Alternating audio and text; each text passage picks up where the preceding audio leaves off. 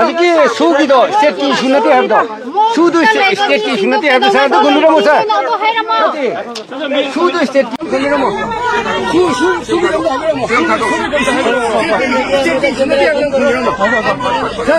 अरे यार मेरा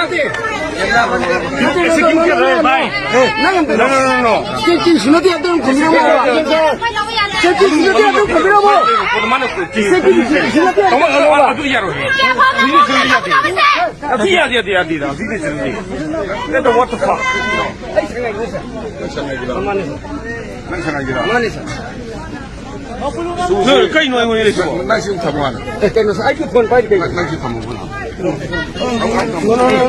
अरे फोन नो दे फोन को लाइट के नो ने व्हाट द फक कोई नहीं लगन कई गई यार इंदला से खुदा खुदा कोई खंग कोई मा पानी का सरी नि के दो नि सब को बुझती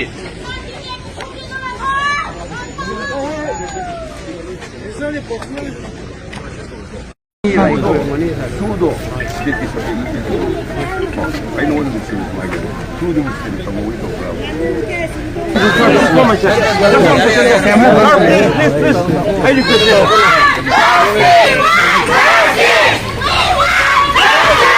Dokter mengsangalon. The psychiatric problem. Pasana counseling to kita tadi, itu lain bayarun. Awak apa kailah hasil Robin Ro kau MLA ni.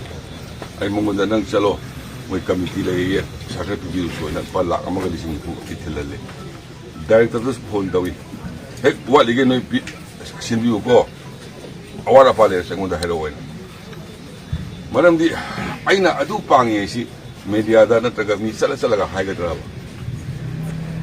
ai ngonda di leba ki ning thogi haibidi ko ai maitei woina pur su masi ai maitei gi si minister nateba ai naga gi suni kufu gi suni Nepali की सुनी मणिपुर जाति खुद की chief minister ने भाई अमगी अवाबसु हंग ताबनी अमगी अवाबसु हंग ताबनी अदो ma'am से मखंद लेबसिंगो आई नोइद दायित्व अमकतंग पिरमगे कैंसर नाब यावरा मी चामगा यांखै मुरे है कैंसर नाब यावरा किडनी डायलिसिस होबा नत्रगा cancer knob यावरा Yawa ama yawa.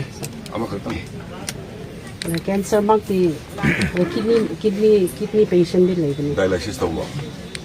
Dialysis tahu ibu berapa? Hoi.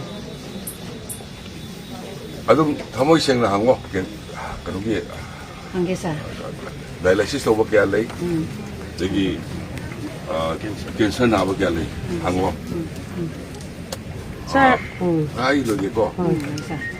I chief minister की रिलीफ फंड में लेबो को आई आईडीबी इम्फाल दसु फ्रेम पांगरे कनो कैंसर नाबा लेगी डायलिसिस तो पेशेंट दो आई लुपा पांगने को नोइना लेरदी मागी डॉक्टर की चे सांग में हमदा हप्सन बिरो एप्लीकेशन में गोदि यहन बिरो लुपा ला मा पीबी से को अना लो खुदिमा कैंसर का डायलिसिस तो यम वाइड ना को अदो कोनसा खुदिदो Kunsa kun gitu, som dagi, hawi lam itu, ninding tahu phone number yaubra, kunsa kun dia.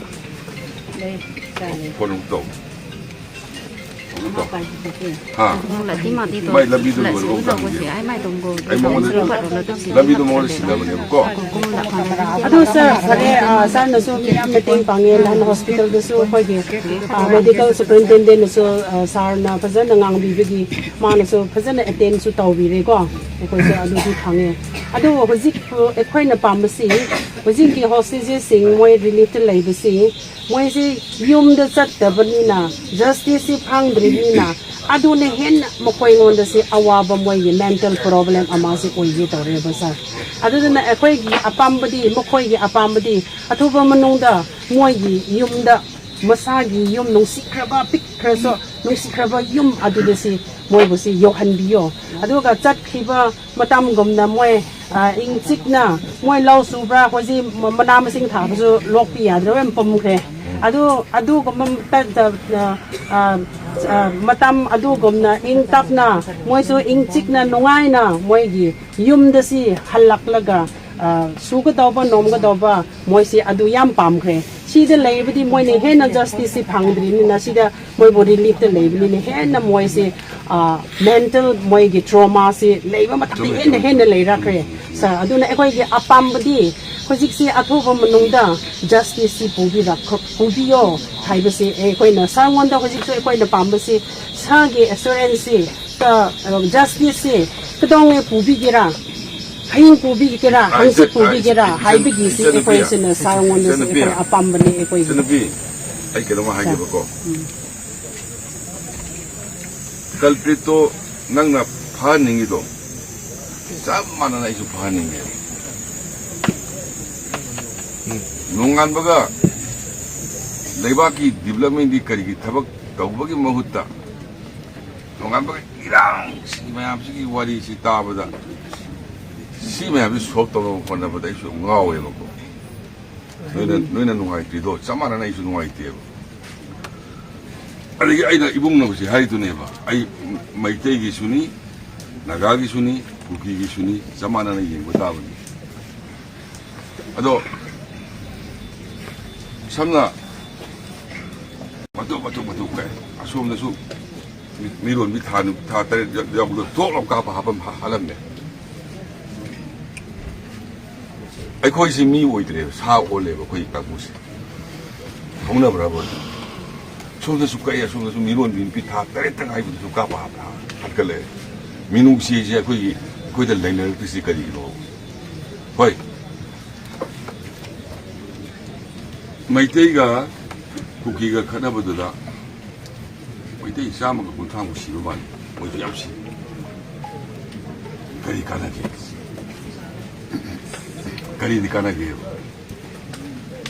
kanaba krim to su leite sa alo 아이디 세는 비고 아이디 아마나 라리수 하이로 아마나 라리수 하이로 난 크리스천니 마니고 그 바이블도 한국보다 forgive and forgiveness 야오더라고 lagi sa ꯑꯩꯈꯣꯏ ꯑꯃꯅ ꯑꯃꯕꯨ ꯉꯥꯛꯊꯣꯛ ꯉꯥꯛꯁꯤꯟ ꯍꯩꯇ꯭ꯔꯒꯗꯤ ꯅꯪꯒꯤ ꯑꯩꯒꯤ ꯏꯁꯨ ꯃꯌꯥꯝꯗꯨꯒꯤ ꯌꯪ ꯖꯦꯅꯦꯔꯦꯁꯟꯁꯤ ꯀꯃꯥꯏꯅ ꯂꯩꯍꯧꯗꯣꯏꯅꯣ ꯑꯗꯨꯝ ꯈꯠꯅꯗꯅ ꯂꯥꯎꯅꯗꯅ ꯑꯁ꯭ꯋꯥꯏ ꯆꯠꯄ ꯌꯥꯗꯦ ꯇꯧꯗꯦ ꯇꯦꯟꯁꯟꯗ ꯁꯣꯝꯗ ꯐꯥꯎꯕ ꯌꯥꯗꯦ ꯁꯨꯝ ꯂꯩꯍꯧꯒꯗ꯭ꯔꯥ ꯑꯩ ꯉꯁꯥꯏ ꯆꯠꯂꯒ UNC ꯊꯦꯡꯅꯩ UNC가 ꯑꯩ ꯀ꯭ꯂꯣꯖꯔꯗ ꯋꯥꯔꯤ ꯁꯥꯟꯅꯩ ꯑꯩꯅ ꯃꯣꯏꯗ ꯍꯥꯏ I'm really very thankful to Naga Council.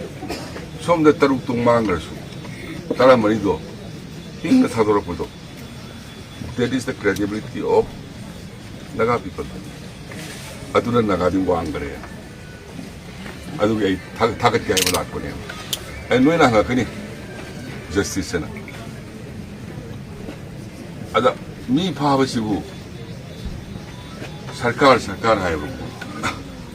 망아도 마밍도 계속도 여러분들이 로이 로드 그래 싱더 로드 빠지 티바 거의 시스터 담박도 파버스디 ям라이 하나하나 까이도 로이 고실라가 티보다 방기 싱더 티브스도 와보네 보고 아도 파이브 케이스수 에나에나 파이브니나 폴리스나 마팅 방부디아이 폴리스나 마두다 상절하게 여보셔야 돼요 에나에다 시나루구나 but 나거의 타자비우 NIA 하이버시 월드 클래스 기 에전시니 소이드나 파니 모이디 마란 마차 레이버 바로 마란 마쁨 레이버 도인 파네요 아강 마찬 파 마차마 누피 마차마 세히 아마 마카이 망도 망이드나 마이테기 육장 티기도 아마 조상푸디 파이 아마나 부나데라 파브도 부나데 파이 아마 하닥다 파이 Jadi evidence sueli tu bapa tu bawa macam sanggup wani apa ya bapa? Do asidi evidence lagi bapa ni. Asidi mi mangagi maming hari pada aina sanggup ihana na hari pada na nagagi email ni yang sungau ni bapa. Jadi si minister lah aina moisu kira betul kau tu kau ingat tapi tak ada hai ni bapa. Ado justice soy dalam panggari. 노이나 tumba 야들이 노이나 잡아 야들이 노이나 강이도 samani ko ai su asida para diko sida sei no para ga tatna ni noina ko achat awong siek dorani aina ya badinati adu su aina ya da su akoi su kai ba haigam dise nugi thamoi nuai tam ne yaning bra noina thamoi nuai tana to budo adugi police su khangde sarkar su khangde noi tuminna kari mai da gai legi se 너기 너기 담모에 놓아 있다. 너기 사이나도 설가 좀 파워에 해야 돼 봐. 나도 아두나. 뭐 와마 하게디. justice 방거니. 그거 거의 둥기 허리 방앙 뭐 양식이 간다. somehow 사비 돌아가 사비 담은 건 나타나 서버터디 야로. 거기서 망이 아무서 망. Sir. 아우. Sir wa haidi. Adubu santi phang ekhoi Manipur santi phangni haridi egi motdi susi government of India na tolop pirga leirga moina karamna moigi kemdige nomai pairo kholai pairga public sing bosi wa halibno aduda sugi mi singna ayambada se hojik si moina thabak si tawri ne ekhoi public sing bo wa halisi sa ibung smai kumge no mai se mai te na paigera nagana paigera kukina paigera no mai pai yaro ko haura news no mai pai bam te yaro mai te na pai bu yaro nagana pai bu yaro kukina pai bu yaro but su si dia ko state ki subject lati 2008 tagi su lainan bani adu su gi nium do kaina mo su no mai pai ga thwe atai so mai am thwe 수시 스테이크 어떤 거 너무들 때 있어 somne wari sari nang so da kanong kada salwa kang se salo do sa si wari ko aba aina tamdani ngi si ai nongoi pai bana saw jaga da saw pe yaro nongoi do kar mane hena pai ge du di koi me am loi kang ai sin de pallaro nongoi du loi pai na re ko si 나가주 파이레 마이티주 파이레 쿠키주 파이레 로이 파이레 바 시 농메시 로이 록톡 되게 거의 산디 내로요 adu sir 시모디 거의 안 세고 sir. 대나 대로 좀라 이분 나이죠 sir the size 대마 아무도 고문 나 오늘 농메시 로이 나 adu ido ai ko sa no mai sidi aina asi ge area da aina ai lalon bini ko sa ai lalon bini ai masang mon na khange aina lalon ba habsi asi conference ke asi matha hil da aina na tige ai tape mini ko sa adu bo no mai sidi ke dongai da su close to badi ngam lo sa ai ngon da hayo hade di ko sa maram di jingi tamgi cham manara ga tangkai khai ra lei bani ko maram di saitu ga kampha saitu kampopi gi maram da hitang haige sa na ai hayo hai bani na akhoi nongma phoba naga na emle ka bleite akhoi naga ga saita hayo arti constable gi police macha phoba khoi de leiba na te ko sa mokoi di emle se kampha jo ka saitu digi kampopi digi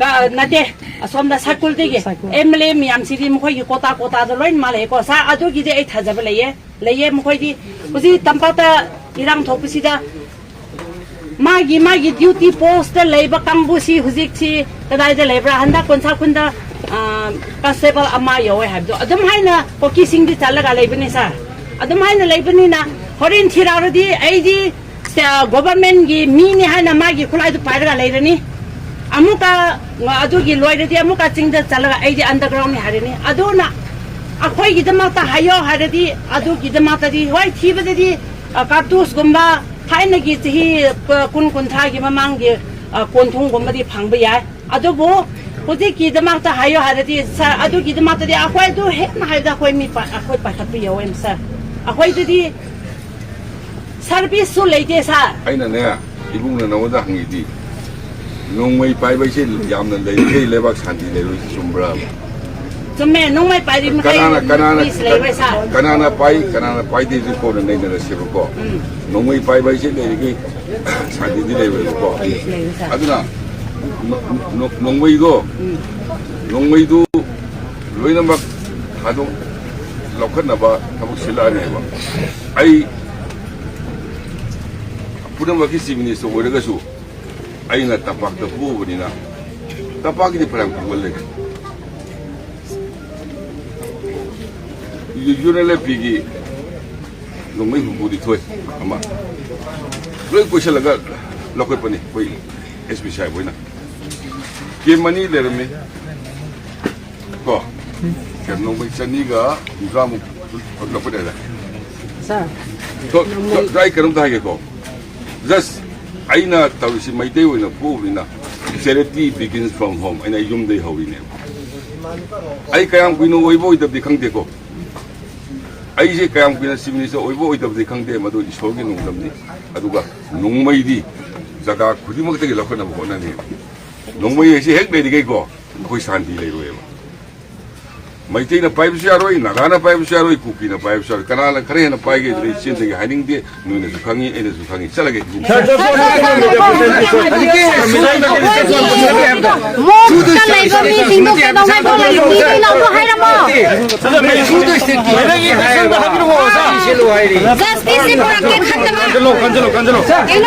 Justice